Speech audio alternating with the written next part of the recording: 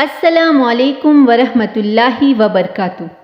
حضرت محمد صلی اللہ علیہ وآلہ وسلم اپنے اصحاب کے ساتھ بیٹھ کر کبھی کبھار دنیاوی باتیں اور مزاح فرمایا کرتے تھے۔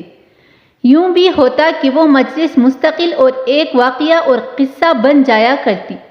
ایک مرتبہ نبی کریم اپنے رفقا سیدنا ابوبکر صدیق، عمر فاروق اور عثمان کی معیت میں علی کے گھر تشریف لے گئے۔ سیدنا علی کی اہلیہ سیدہ فاطمہ نے شہد کا ایک پیالہ ان حضرات کی مہمانداری کی خاطر پیش کیا۔ شہد اور خوبصورت چمکدار پیالہ، اتفاق سے اس پیالے میں ایک بال گر گیا۔ آپ صلی اللہ علیہ وآلہ وسلم نے وہ پیالہ خلفائے راشدین کے سامنے رکھا اور فرمایا، آپ میں سے ہر ایک اس پیالے کے متعلق اپنی رائے پیش کریں۔ ابوبکر صدیق فرمانے لگے کہ میرے نزدیک مومن کا دل اس پیالے کی طرح چمکدار ہے اور اس کے دل میں ایمان شہد سے زیادہ شیرین ہے، لیکن اس ایمان کو موت تک بحفاظت لے جانا بال سے زیادہ باریک ہے۔ عمر فرمانے لگے کہ حکومت اس پیالے سے زیادہ چمکدار ہے اور حکمرانی شہد سے زیادہ شیرین ہے، لیکن حکومت میں عدل و انصاف کرنا بال سے زیادہ باریک ہے۔ عثمان فرمانے لگے کہ میرے نزدیک علم دین اس پیالے سے زیادہ چمکدار ہے اور علم دین سیکھنا شہد سے زیادہ میٹھا ہے، لیکن اس پر عمل کرنا بال سے زیادہ باریک ہے۔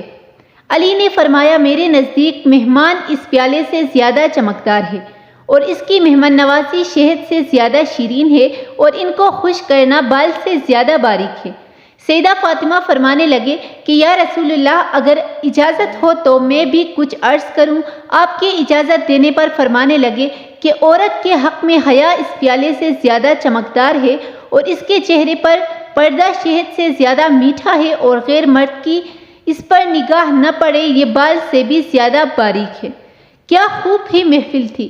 جب خلفائے راشدین اپنے رائے کا اظہار کر چکے تو آپ کی طرف متوجہ ہوئے۔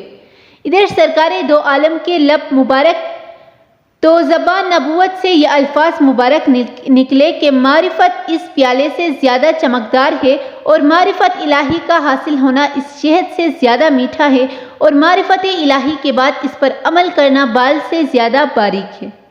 ادھر زمین پر یہ مبارک محفل سجی تھی، ادھر رب ذوالجلال سے جبرائیل بھی اجازت لے کر آ پہنچے اور فرمانے لگے کہ میرے نزدیک راہ خدا چمکدار زیادہ روشن ہے اور اس کی راہ میں خرچ کرنا اور اپنا مال و اپنی جان قربان کرنا شہد سے زیادہ شیرین اور اس پر استقامت بال سے زیادہ باریک ہے۔